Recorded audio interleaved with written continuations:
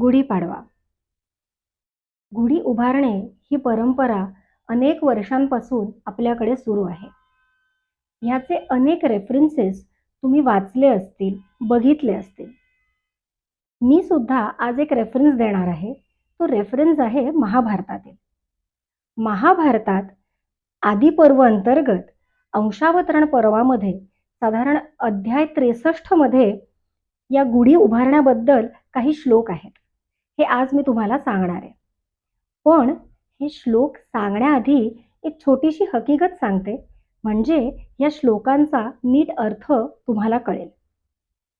तर पूर्वी राजा उपरिचर वसू नावाचा एक महान राजा होता आणि या राजाने जप तप करून इंद्रपद प्राप्त व्हावे यासाठी तपस्या करायचं ठरवलं.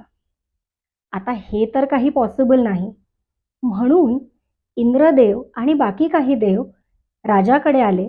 त्यांनी राजाची समजूत घातली आणि राजाला सांगितलं की हे बघ, पृथ्वीवरील छेदी देश हा सुद्धा असाच स्वर्गासारखा सुंदर देश आहे. तर तू ह्या देशात जा आणि इथे राज्यकारभार कर, आणि इंद्र म्हणजे मी स्वतः स्वर्गातच राहून इथला राज्यकारभार करतो.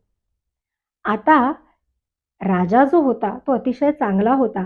त्यांनी इंद्राचं हे सगळं म्हणणं ऐकून घेतलं, समजून घेतलं आणि मान्य सुद्धा केलं.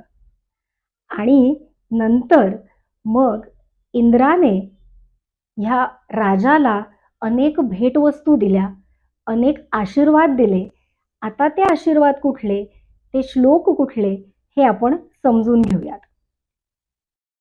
यष्टिं च वैष्णवी तस्मै ददौ वृत्रनिषूदनः इष्टप्रदानमुद्दिश्यं शिष्टानां प्रतिपालिनीं.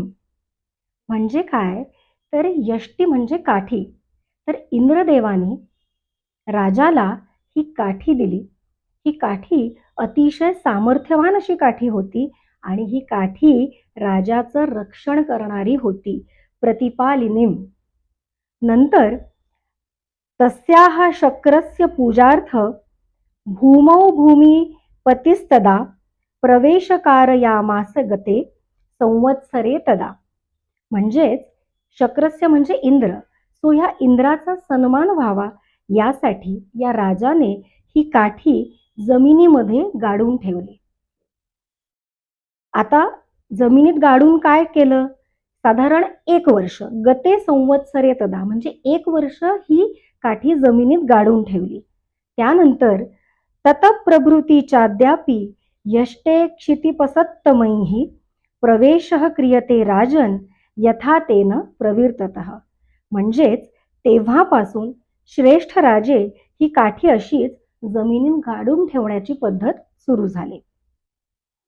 अपरेद्युतस्त तस्तयः क्रियते तृच्छोय नृपैः अलंकृतायाः पिटकैर्गंधमाल्येश्य भूषणैः.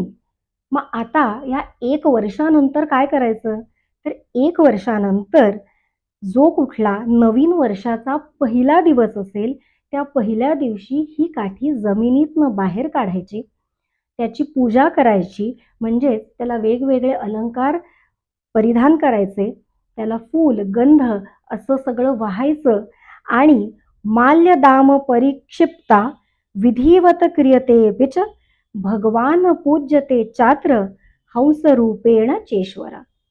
म्हणजेच काय, तर माळा, विधीपूर्वक फुलांचे हार असे सगळं या काठीला वाहायचं, सूत वाहायचं आणि नंतर या काठीवर इंद्राचे पूजन करायचे. म्हणजेच काय, तर काठीवर इंद्र हा हंसाच्या रूपात आहे. सो ह्या हंसरूपी इंद्राचे पूजन करायचे, कारण हंस म्हणजे समृद्धी, इंद्र म्हणजे समृद्धी. सो अशा या काठीचे म्हणजे समृद्धीचे पूजन करायचे, अशी ही गोष्ट ह्या श्लोकांमधून महाभारतात सांगितलेली आहे. अर्थात काळानुरूप आता गुढी उभारण्यात वेगवेगळे बदल झालेले आहेत, पण तरी सुद्धा अनेक वर्ष आजही ही परंपरा अशीच सुरू आहे. आता आपण या काठीला ब्रह्मध्वज म्हणतो, तिची पूजा करतो आणि प्रत्येक गुढीपाडव्याला मनोभावे तिची उपासना करतो. ही काठी म्हणजे समृद्धीचं प्रतीक आहे.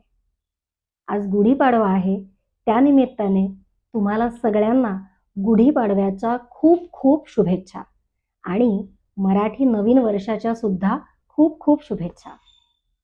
ही गोष्ट, हे श्लोक तुम्हाला माहिती होते का? कमेंट करून नक्की सांगा. पुढच्या भागात आपण भेटणारच आहोत. तोपर्यंत stay tune and follow casual गप्पा विथ नेहा.